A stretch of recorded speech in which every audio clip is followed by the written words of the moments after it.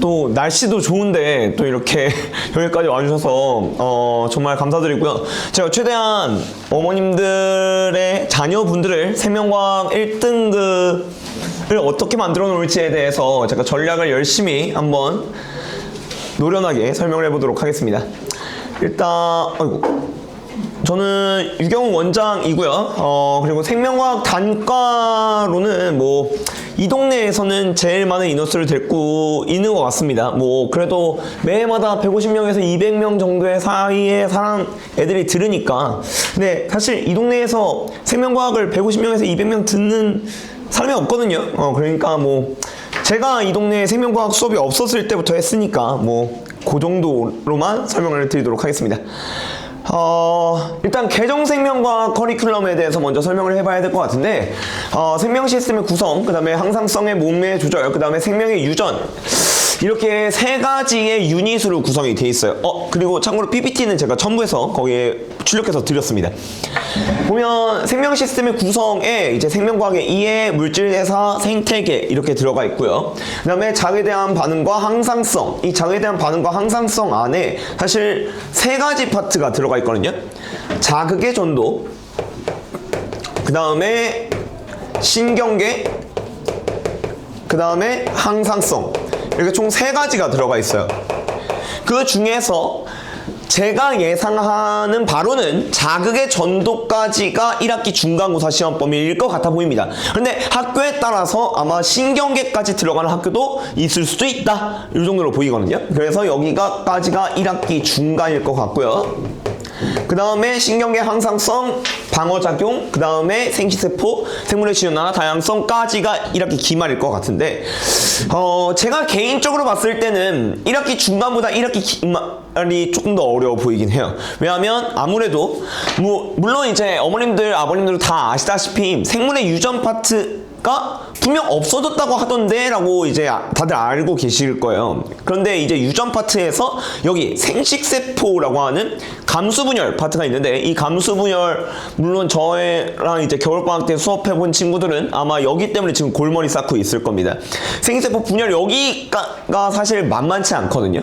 그래서 사람의 유전과 그 다음에 돌연변이라고 불리는 파트가 이제 어디로 갔냐?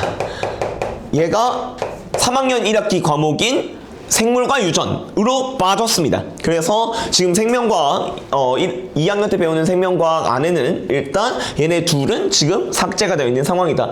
아마 들어보셨으면 아시겠지만 지금 수능 생명과학에서 여기가 제일 킬러 파트거든요. 보통 나왔다 하면 정답률 18%짜리 아이들이 다 여기입니다. 그런데 이 아이들이 정말 다행히도 생물의 유전 3학년 1학기 과목 진로 선택 과목으로 빠져 있으니까 정말 다행이고, 그래도 사실 여기에 이제 감수분열이라고 하는 파트가 좀 많이 어렵습니다. 그래서 난이도별로 구분을 짓자면 여기 자극의 전도, 얘가 조금 많이 어렵고요. 신경계 그나마 조금 떨어지고, 항상성 좀 많이 어렵습니다.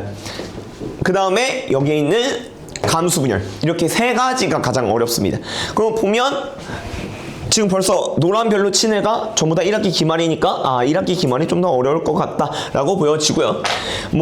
이제 통합과학에서 배운 파트, 통합과학의 생명과학과 이 2학년 1학기 때 배우는 생명과학이 어디가 딱 겹치냐면 얘 하나밖에 안 겹쳐요. 나머지는 다 새로운 파트입니다.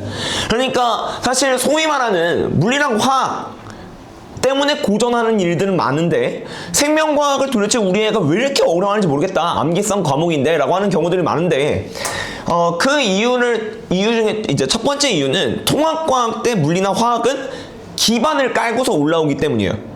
통합과학에 이제 1학기 중간고사 때 보통 역학 파트 배웁니다. 그 다음에 이제 주기율표 배우고요.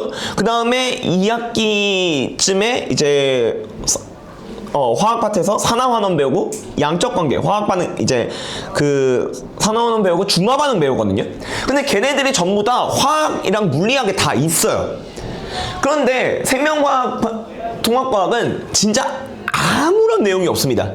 그러다 보니까 너무 새로운 내용들이 많아지다 보니까 아이들 좀 많이 힘들어한다. 심지어 또 통합과학 같은 경우에, 통합과학, 생명과학 같은 경우에는 막 닥쳐서 외우는 경우들이 많잖아요. 그러다 보니까 그거를 이제 싹 다 포맷 해오고 이제 보통 어제 알려준 것도 까먹는 우리 애인데 이거를 1년 전에 거를 물어보면 당연히 까먹어져 있겠죠. 그러다 보니까 조금 생명과학을 더 어려워하는 편인 것 같아요. 또 이게 제가 겨울방학 때 또 수업을 진행해 본 결과 이제 저는 매년마다 조금 더 수업을 디벨롭 하거든요. 이게 강사다 보니까 어쩔 수 없어요. 아, 올해 애들이 이 정도 설명했는데 이제 못 알아먹네? 그러면 이것보다 더 보강 해가지고 이제 저는 되게 자세하게 하느라 하는데 이 왠지 모르게 이제 매해마다 아이들이 점점 더 이제 다운그레이드가 됩니다.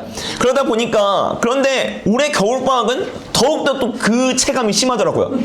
아니 이게 아닌데 약간 이런 친구들이 좀 더 많더라고요. 그래서 여튼 지금 겨울방학 동안 설명과학을 진행해본 결과 작년에 비해서 아이들이 조금 더 약간 못 알아먹는 편인 것 같긴 합니다.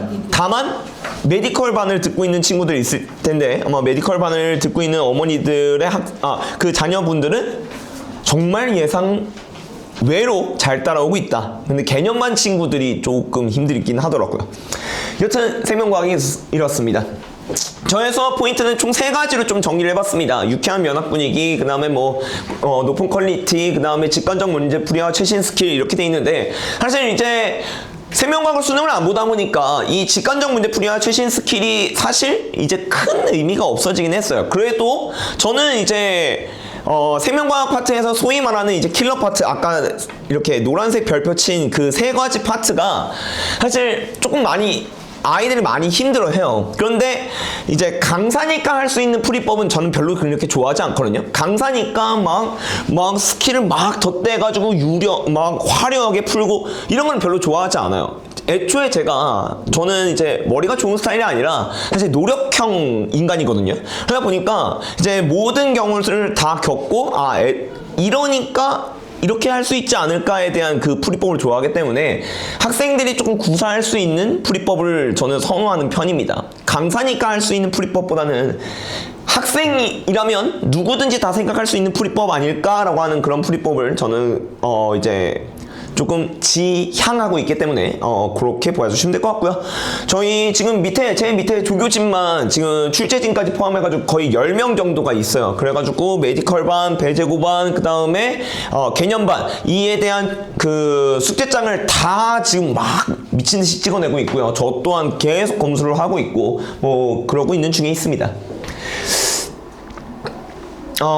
일단 왜 제 수업을 선택해 주셔야 되냐를 나름대로 이제 정리를 해봤는데, 첫 번째는 제가 나름대로 이 동네 최상위권 애들은 사실 거의 다 제 수업을 들었습니다. 각 학교별로 그냥 전교 1등 아이들은 거의 다 제 수업을 들었어요. 아마 배제고에서 이번에 아마 전 과목에서 딱 하나 틀린 친구가 있을 거거든요. 이제 졸업생 중에서. 그 애도 제 수업 들었습니다. 그래서 거의 웬만하면 제 수업 최상위권 친구들은 거의 다 제 수업을 들어왔다, 이렇게 보시면 될 것 같은데, 그 이유가 뭐냐면 제가 아까도 얘기했지만 이 동네에 생명과학이 없었을 때부터 전 수업을 했거든요.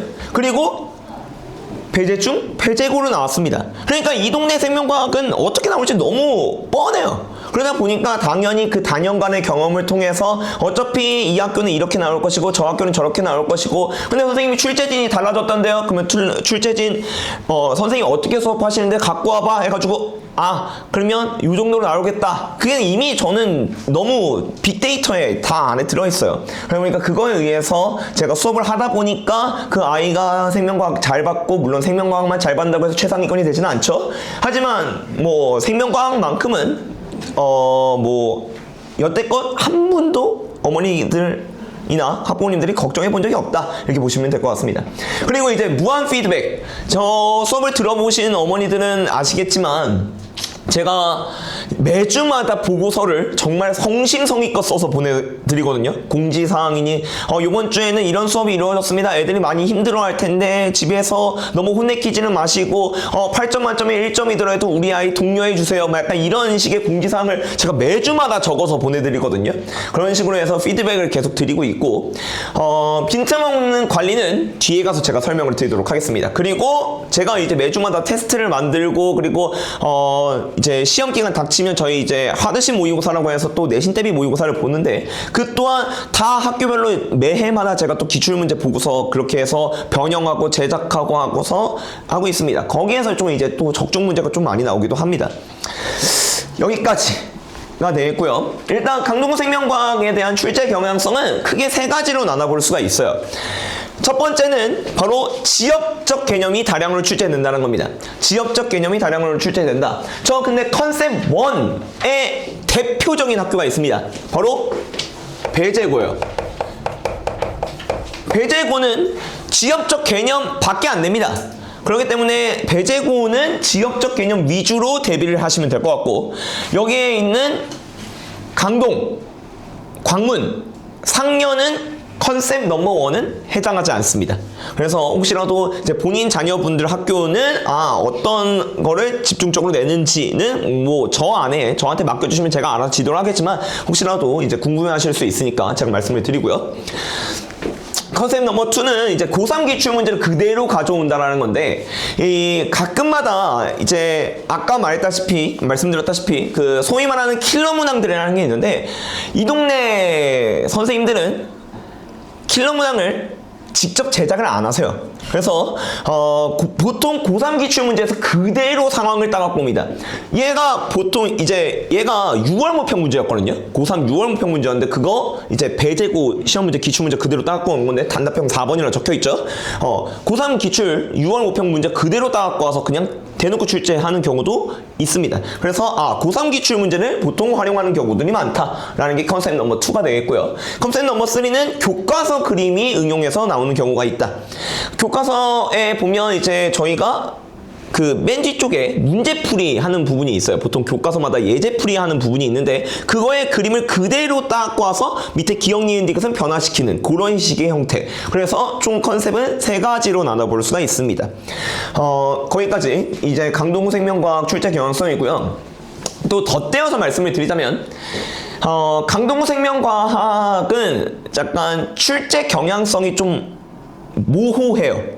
약간 이 학교는 요렇게 내고 저 학교는 요렇게 낸다라는 게 너무 컨셉화되어 있지는 않습니다. 제가 어떻게든 컨셉을 시켜서 나눠서 이렇게 세 가지로 나눴는데, 생명과학은 첫 번째 부교재가 없어요. 그리고 이제 부교재가 없다 보니까 어디에서 어떻게 얘가 나오겠다라는 게 조금 모호해요. 물리 같은 경우에는 부교재를 사용하는 학교도 많고요. 학교에서 문제풀이하는 그 경향성을 보면 이거 딱 봐도 수특 문제네 라고 하는 것들이 보이면 그 수특 문항을 그대로 변형시켜서 내기도 합니다. 또 화학 같은 경우에는 고3 기출 문제 거의 다량으로 출제하시거든요. 그런데 생명과학은 지금 보시다시피 컨셉을 제가 세 가지로 나눴지만 이거보다 더 있어요, 사실. 근데 이제 대표적으로 세 가지로 나눠볼 수 있다는 것인데, 그래서 강동구 출제 경향성은 조금, 생명과학은 혼돈 그 자체다. 그리고 제가 1주차 때 학생들한테 겨울방학 때 얘기했습니다. 생명과학은 제가 그때도 1주차 학생들한테 얘기했는데, 생명과학 내신은 뭐 많이들 생각하실 수 있지만 생명과학 내신은 종교예요. 선생님이 까라면 까야 됩니다. 그게 제 아무리 5개념이고 그게 현대화는 맞지 않는 개념이어도 선생님이 그렇게 수업을 했고 그렇게 알려줬다. 그러면 종교 믿으셔야 됩니다. 어쩔 수 없어요. 그 강동구 생명과학 경향성이 딱 그렇거든요. 뭐 약간 수능 경향성이 이렇다는데 선생님이 이렇게 잘못 내셨던데요? 그런데 선생님은 안 받아들여주세요. 절대 안 바꾸십니다. 제 아무리 대학교 논문을 가져가도 안 바꾸셔요. 그러니까 강동구 생명과학은 종교예요. 학교에서 까라면 까야 됩니다. 어쩔 수 없어요. 그러다 보니까 내신 수업, 그러니까 학교 수업을 은근 잘 듣는 게 중요해요. 근데 제가 가서 들어주고 싶지만 제가 그럴 수 없으니 제가 보통 이제 저희 반에서 딱 봐도 제 수업을 듣는 학생들 중에서 딱 봐도 아 얘는 학교 수업을 잘 듣겠거니 하는 친구들한테 이제 뒷거래를 실시합니다. 그래서 혹시 잘 듣고 내가 말쯤에 가서 그 필기본을 사도 되겠니? 해가지고 이제 약간 뒷거래를 해서 제가 다 입수를 할 테고 그 입수를 한 걸 토대로 다시 설명을 드리거나 아니면 그 친구들한테 제가 복사를 해주거든요. 보통 그런 식으로 해가지고 보통 하기도 여태껏 해왔고 하기도 한답니다. 그렇게 봐주시면 될 것 같습니다. 그래서 저는 이제 어떻게 이거는 아까 설명드렸던 것 같아서 제가 이 스텝 넘버 1이 아까 그겁니다. 이제 학교에서 딱 봐도 우리 될성 부르는 아이들 딱 봐도 학교 수업을 열심히 듣는 것 같아 보이는 아이들한테 제가 이제 뒷거래를 실시해서 보통 필기본을 제가 얻고 그거에 대한 피드백 그리고 그거에 대한 복사본을 제공한다 이렇게 생각해 주시면 될 것 같고요. 압도적 적중률 이거는 앞서서 제가 말씀드렸으니까 이제 제가 어떻게 관리들을 하는지에 대해서 좀 더 구체화되어서 설명을 드리도록 할게요. SOS 프로그램이라는 거는 이제 제 수업 자체가 워낙 조금 사실 따라오기 버거운 학생들이 좀 많은 수업 중에 하나예요. 제가 학생별로 이렇게 그닥 타협하는 걸 좋아하지 않아요. 왜냐면 제가 타협을 하다 보면 성적이 그닥 좋아지지 않더라고요. 그래서 저는 학생들과 그렇게 잘 타협을 하는 스타일이 아닌데 그러다 보니까 제 수업을 따라오기 위해서 아이들도 시간을 많이 할애하고 있고 숙제하는데도 제가 매주마다 한 80에서 100문항 정도 주니까 그거 안 외우면 또 선생님 제가 또 난리치고 또 그래서 남기는 학생들도 있고 막 이러거든요. 그러다 보니까 제 수업을 따라오기 힘든 학생들이 보통 이제 어머니들이 가끔마다 뭘 하냐면 경훈쌤 수업을 따라가기 위해서 제가 대학생 과외까지 지금 하고 있다 따로 이렇게 하는 경우들이 있더라고요. 그래서 저는 이해할 수 없는데 그냥 제가 드린 수업 그대로를 따라오면 되는데 왜 대학생 과외까지 필요할까? 거기서부터 이제 출발을 해서 제가 SOS 프로그램이라는 걸 만들었는데 SOS 프로그램은 딱 하나입니다. 그 대학생 과외 제 수업 들으면 제가 알아서 시켜드리겠습니다 라고 하는 게 SOS 프로그램이에요. 제 수업을 따라오기 힘들어서 대학생 과외까지 붙이시는구나. 그러면 그거 그냥 내가 정규 수업 내에 하면 되겠다. 그래서 이제 8점 만점에 시험 문제 8점 만점에 막 1.2점 이런 친구들은 사실 이걸 공부를 안 한 친구들도 있지만 정말 SOS가 필요한 친구도 있거든요. 그 아이들은 제가 따로 저희 밑에 있는 조교진 10명한테 대학생 과외를 일일이 붙여줘서 제 수업 이런 거 따라왔고 어차피 제 수업을 들었던 학생들이니까 제 수업의 경향성에 맞춰서 그렇게 1시간 또는 1시간 반 그리고 3시간을 하는 친구도 있더라고요. 그 대학생 과외를 일일이 제가 배정을 해서 시켜드릴 겁니다. 제 수업을 못 따라오는 친구들도 제가 다 챙겨가겠다는 것이죠. 이게 SOS 프로그램이라고 보면 될 것 같아요. 그래서 학생 밀착 과외 시스템이라는 거, 과외 시스템을 우리는 SOS 프로그램이라고 하고 그거에 따라서 그 과외 시스템에 우리 애가 수업은 이렇게 들었는데 얘가 그래도 이거를 바로 풀 수 있는지 봐야 될 거 아니에요? 그거에 따라서 이제 같이 대표 예제도 같이 진행해서 저희가 학생별로 다 맞춤형으로 제공을 해 드릴 겁니다. 그 다음에 이게 이제 요번 올해부터 제가 시작하는 건데 이게 뭐냐면 사실 약간 부끄럽긴 합니다만 또 이제 고백을 해야 될 것 같아서 제가 그 겨울방학 내내 사실 대치동에서 현강을 듣고 왔어요. 좀 유명하신 윤도땡 선생님의 수업을 제가 직접 듣고 왔습니다. 그때 왜냐면 이제 프로그램은 어떻게 되고 약간 대치동에 잘 나가시는 선생님의 이 비결은 뭔가를 제가 조금 보고 싶은 거예요. 물론 저의 수업에 대한 퀄리티도 높이고 싶기도 하고요. 그래서 제가 8주 내내 열심히 수업을 듣고 왔는데 요걸 하면 딱 좋겠다 싶더라고요. 바로 시험 문항과 그 다음에 수업 시간에 푸는 저의 대표 예제들을 영상을 제공하는 겁니다. 풀이 영상을 직접 제공을 하는 겁니다. 이게 근데 애들한테 조금 효과적일 것 같더라고요. 그래서 저희 수업 복습 영상 당연히 제공됩니다. 제 수업 녹화본 당연히 제공되는 것이고 다만 제 문제풀이를 보고 싶은 친구들이 있잖아요. 따로 문제풀이를 상세하게 하는 걸 보고 싶을 수 있잖아요. 그런 것들을 위해서 제가 다 준비를 해서 이렇게 수업 대표 예제 해설 복습 영상, 그리고 시험지 해설 영상, 이렇게 두 가지를 올해부터 제가 제공을 하고 있습니다. 그래서 대표 예제 해설 복습 영상은 제가 직접 할 거고요.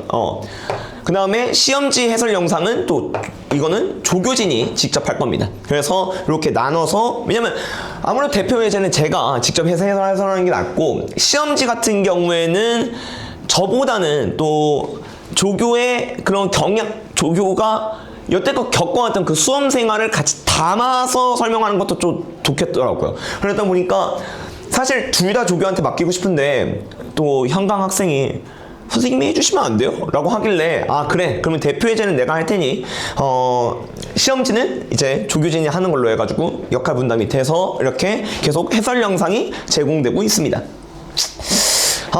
그래서 올해부터는 우리 아이들, 제가 집중이 수제다 보니까 워낙 이 양이 많아요. 외울 양도 많고 집중이 수제를 하다 보니까 우리 아이들이 좀 따라오는지 못 따라오는지 제가 일일이 조금 체크를 하고 싶더라고요. 그래서 화요일날, 제가 출근 날이 아님에도 불구하고 화요일날 제가 직접 클리닉을 진행하려고 합니다. 그래서 화요일날 4시부터 10시 이 타임을 제가 내신 올케어 프로젝트라고 해서 제가 직접 진행을 하려고 하고 있거든요. 원래는 새벽 클리닉이라고 제가 밤 10시에 뭐 합법적이는 않지만 우리 못 따라오는 친구들 제가 강제로 남겨서 진행을 하긴 했었어요, 내신 때. 근데 이거의 가장 큰 불만은 어머니들이 우리 품 안의 자식이 이 야밤에 너무 위험하지 않을까요? 이런 어머니들이 너무 꽤나 많으시더라고요. 그래서 그러면 내 새벽 클리닉 싹 다 없애고 제가 아예 출근을 해서 4시부터 10시까지 제가 우리 아이들 집중적으로 케어해서 하는 내신 올케어 프로젝트를 올해부터 하려고 합니다. 그런데 새벽 클리닉 아마 하지 않을까 싶어요. 왜냐면 이제 새벽 클리닉 보통 시험 한 3주 전부터 시작합니다. 그때쯤이면 이제 발등에 불이 떨어졌을 때니까 그때부터 또 이제 선생님 저 좀 더 해주시면 안 돼요? 라고 하는 학생들이 있더라고요. 그래서 아마 이거 외에도 새벽 클리닉을 또 하지 않을까 싶긴 합니다. 그래서 뭐 새벽 클리닉은 나중에 이거는 뭐 약간 오피셜하게 하기는 좀 그래서 그렇게 있습니다. 개념반과 메디컬 반이 아마 이제 또 궁금증 중에 하나시지 않을까 싶어요. 메디컬 반은 원래는 통합과학 1등급 성적표로 받았습니다. 왜냐면 생명과학을 선행했더라고 해도 생명과학은 또 암기성 과목들이 조금 있다 보니까 사실 생명과학을 시험을 보게 되면 그렇게 통과하는 경우가 많이 없더라고요. 그래서 제가 통합과학 1등급 성적표 제출해 주시면 메디컬 반에 들어올 수 있다 이렇게 했는데, 또 어머니들이 또 읍소하시는 어머니들이 있더라고요. 우리 애가 진짜 아슬하게 2등급 맞았거든요. 어떻게 안 되겠어요? 라고 하는 학생들을 위해서 제가 레벨 테스트를 보려고 합니다. 그래서 레벨 테스트 또는 통합과학 1등급 성적표 이렇게 둘 중에 하나를 해서 레벨 테스트가 통과됐다 그러면 메디컬 반으로 들어오는 걸로 해서 하면 될 것 같고요. 또 어머니들이 또 궁금해 하시는 게 메디컬 반은 진짜 의치 한약수를 위한 반인가요? 그렇게까지는 아닙니다. 그냥 심화반을 좀 포장해서 메디컬 반으로 했을 뿐 메디컬만을 위한 반은 아닙니다. 그래서 그런 거 생각해 주시면 될 것 같고요. 뭐 개념반은 난이도를 하부터 중까지 잡고 메디컬 반은 중부터 상까지 잡고요. 심지어 메디컬 반은 메디컬 반답게 숙제를 안 해오면 다 할 때까지 집에 안 보낼 겁니다. 그게 밤이 10시간 넘어서도 12시간 넘어서도 애가 안 해왔다 그러면 제가 강제로 시킬 겁니다. 그게 조금 강제성이 띄고 있어요, 메디컬 반은요. 그러면 선생님 메디컬 반만 너무 챙기는 거 아니세요? 대신 개념 반은 약간 이제 조금은 이해도가 조금은 부족한 친구들이 보통 이제 여기에 많다 보니까 여기는 SOS 프로그램을 무제한 제공할 겁니다. 1:1 밀착 과외를 무제한 제공할 거예요. 그래서 진짜 약간 저도 현타가 한 번 왔었는데 이 SOS 프로그램을 진행하다 보니까 아이가 제 수업 때는 그냥 필기만 하려고 받아쓰기만 하고 있고 SOS 프로그램에 가서 그냥 3시간, 4시간, 5시간 과외를 받는 친구가 있더라고요. 그 친구는 그런데 일주일에 거의 뭐 생명과학만 정규 수업 한 번 오고 SOS 프로그램을 그날 와서 못 이해했어. 그럼 또 오고 또 오고 해가지고 거의 3번 정도 오는 친구가 있더라고요. 그런데 그렇게라도 하려고 하는 모습이 너무 저는 좋아서, 그래서 SOS 프로그램은 개념반은 무제한 제공, 그리고 메디컬반은 숙제를 안 했어? 그러면 너 집에 가지 마 해가지고 약간 그런 강제성. 그래서 약간 컨셉이 다르다. 왜냐면 그 이해도에 맞게끔 하기 위해서 조금 그런 프로그램들이 조금 다를 것 같고요.